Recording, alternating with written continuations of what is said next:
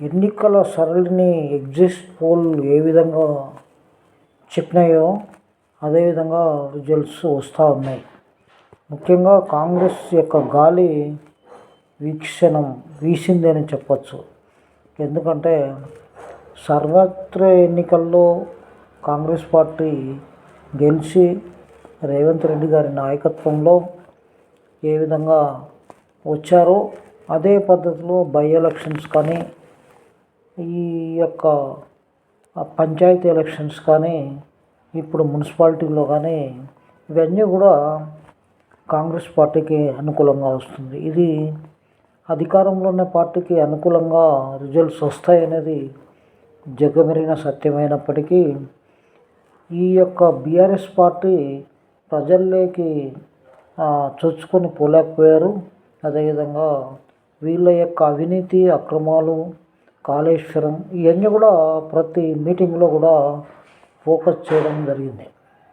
ఇంకా బీజేపీని కూడా రేవంత్ రెడ్డి గారు మన దగ్గర నుంచి ఢిల్లీకి డబ్బులు ఎన్ని పోతాయి, మనకు రిటర్న్ ఎంత వస్తుంది, దక్షిణాది రాష్ట్రాల నుంచి ఏ విధంగా జరుగుతుంది, ఉత్తరాది రాష్ట్రాలకు ఏ విధంగా ఇస్తుంది, అది కూడా చీల్చి చెండాడున్నాడు బీజేపీని.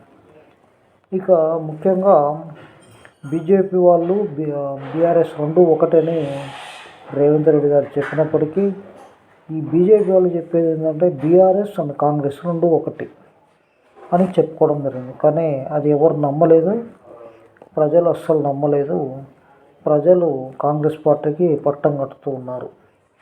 ముఖ్యంగా ఈ యొక్క ప్రతిపక్షాలు వాళ్ళకు సంబంధించినటువంటిది కానీ లేదా ప్రజల యొక్క సమస్యలను కానీ ఫోకస్ చేయకుండా పనికిరాని మాటలు మాట్లాడుతూ చేస్తున్నారని, కేవలం ఈ ఫోన్ ట్యాపింగ్ అని కాళేశ్వరం అని టైంపాస్ చేస్తూ గ్యారంటీలకు తప్పించుకుంటారని, ఇవన్నీ లెక్కపీస్ కేసులని రకరకాలైనటువంటి కాబోయే కాలంలో ముఖ్యమంత్రి పోటీకి కవిత గారు అండ్ కేటీఆర్ గారు ఎవరు అనేది మనకు అర్థం కాలేదు. ఇక మనం వార్తలను చూసినట్లయితే కొన్ని పేపర్లను కవిత జూలు విధులించి సింహంలా తెలంగాణలో నెక్స్ట్ కాబోయే కాలంలో ఈ వ్యతిరేకంగా సామాజిక ఉద్యమకారులు ఈ యొక్క తెలంగాణ కోసం పోరాడిన వాళ్ళని ఐక్యం చేస్తూ ఆయన పార్టీని బలోపేతం చేసే ప్రయత్నం చేస్తూ కేటీఆర్ ఎటువంటి పరిస్థితుల్లో ముఖ్యమంత్రి కాకుండా ఈమె ముఖ్యమంత్రి కావాలనేటువంటి ప్రయత్నంలో జాగృతి అనే సంస్థను అదే సంస్థ పేరు మీద పార్టీని స్థాపించి ప్రజల్లోకి వెళ్ళి తండ్రి కంటే పైన ఉండేవాళ్ళు చూడడానికి ప్రయత్నం ప్రజలు కూడా ఆశీర్వదించే అవకాశం ఉంది. ఎందుకంటే చాలా కష్టపడి ప్రజల కోసం ఈ యొక్క అన్ని దాంట్ల కోసం తిహార్ జైలు పోయింది కాబట్టి ఆమె ఖచ్చితంగా రాబోయే కాలంలో ముఖ్యమంత్రి అయ్యే అవకాశాలు చాలా ముందుగా ఉన్నాయి.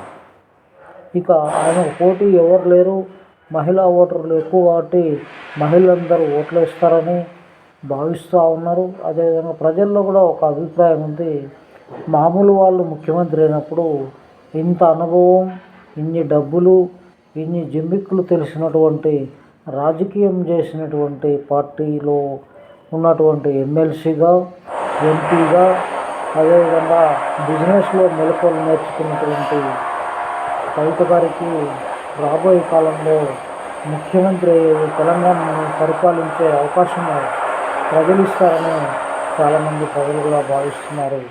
అదే పద్ధతిలో గ్రౌండ్ వర్క్ చేస్తూ వెళ్తూ ఉన్నారు.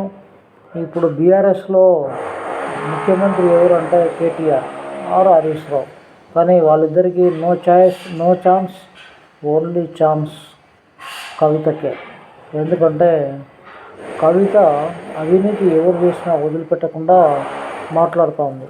కాబట్టి కవితకు రాబోయే కాలంలో మంచి భవిష్యత్తు ఉందని చెప్తున్నారు.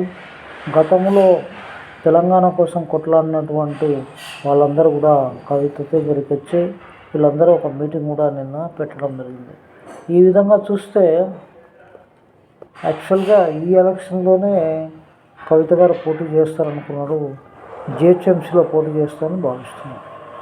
అదేవిధంగా పవన్ కళ్యాణ్ గారు ఎందుకో ఏమో తెలియదు కానీ ఆయన ప్రచారం చేయలేదు. ఇంకా వాళ్ళ పార్టీ అభ్యర్థులు ఏమైనా నిలబడ్డారు అంటే అక్కడక్కడ నిలబడినట్టు వార్తలు వస్తున్నప్పటికీ పర్ఫెక్ట్గా ఈ యొక్క కూటమిలో ఇది ఉన్నది కాబట్టి తెలుగుదేశం ఇండైరెక్ట్గా ఎక్కడ కూడా పోటీ చేయలేదు. ఎందుకంటే కొంత కాంగ్రెస్కి మద్దతు, ఇండైరెక్ట్ మద్దతు, డైరెక్ట్ కాదు. ఇదంతా దృష్టిలో పెట్టుకుంటే అత్యున్నతమైన మెజార్టీతో కాంగ్రెస్ మున్సిపాలిటీ గెలవబోతుంది. ముఖ్యంగా నల్గొండ, మహబూబ్నగర్లో గాలి చాలా బాగా వీస్తుంది. అదేవిధంగా ఖమ్మం, కొన్ని జిల్లాల్లో 1-2 తప్ప బీఆర్ఎస్ ఎటువంటి పరిస్థితుల్లో ధీటుగా పోటీ ఇవ్వలేదు అని చెప్పవచ్చు. ఒక బీజేపీ 1-2 జిల్లాల్లోనే గాలి వీపిస్తుంది. దాదాపుగా అత్యధికమైనటువంటి స్థానాలను గెలుచుకునే ప్రయత్నంలో కాంగ్రెస్ ఉంది. కాబట్టి కాంగ్రెస్కి తిరిగి లేదని రేవంత్ రెడ్డి నాయకత్వాన్ని అందరూ కూడా ఆహ్వానిస్తున్నారని మనం భావిస్తూ ఈ వీడియో చేయడం జరుగుతుంది. నా పేరు వై చెన్నకేశ్వరరెడ్డి, సామాజిక కార్యకర్త. Thank you very much.